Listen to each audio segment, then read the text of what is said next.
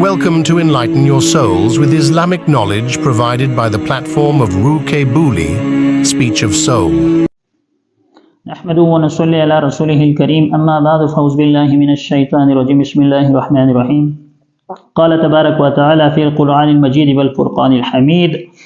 قلنا يا نار كوني بردا وسلاما صدق الله العلي العظيم. یہ مصنف رحمۃ اللہ علیہ علامہ دبیری رحمۃ اللہ علیہ فرماتے ہیں کہ یہ آیت جو قرآن کریم کا ایک حصہ ہے، اگر کوئی شخص جو ہے بیماری کے اندر مبتلا ہے اور اس کا جو بخار ہے وہ اتر نہیں رہا، یعنی بخار نے اسے گھیر رکھا ہے، تو اس صورت میں اگر وہ یہ جو قرآن کی آیت ہے قلنا یا نار کونی بردا وسلاما،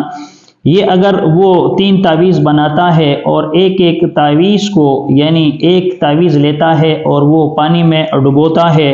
اور روزانہ نہار منہ اگر اسے پیے گا تو اللہ تبارک و تعالیٰ 3 دن یہ عمل کرے، یعنی یہ قرآن کی جو آیت ہے اس کو لکھے 3 دفعہ، 3 وہ کاغذوں کے اوپر اس کو لکھے اور پھر جو ہے وہ اس کو 1 گلاس پانی میں ڈالے اور روزانہ نہار منہ اگر 3 دن اسے پیے گا تو اللہ تبارک و تعالیٰ اس قرآنی آیت کی برکت سے اس کا جو بخار ہے وہ اتار دے گا اور اللہ تبارک و تعالیٰ اسے صحت یابی عطا فرمائے گا۔ تو یہ قرآن کی آیت مختصر آیت ہے جو آپ کے سامنے دوبارہ ذکر کی جاتی ہے، قلنا یا نار کونی بردا وسلاما۔ اس کو انسان جو ہے وہ 3 پرچیوں پر لکھے اور نہار منہ روزانہ وہ ایک پرچی جو ہے وہ 1 گلاس پانی میں ڈالے اور پھر وہ پانی جو ہے جب یہ پیے گا تو اللہ تبارک و تعالیٰ سے امید ہے کہ اللہ تبارک و تعالیٰ اسے وہ 3 دن کے اندر وہ اس کا جو بخار ہے چاہے وہ کتنا ہی تیز کیوں نہ ہو، اللہ تبارک و تعالیٰ اسے صحت یابی عطا فرمائیں گے اور اللہ تبارک و تعالیٰ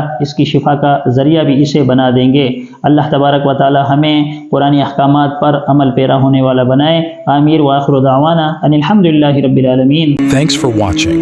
For more Islamic lectures, kindly subscribe to Rooh Booli on YouTube.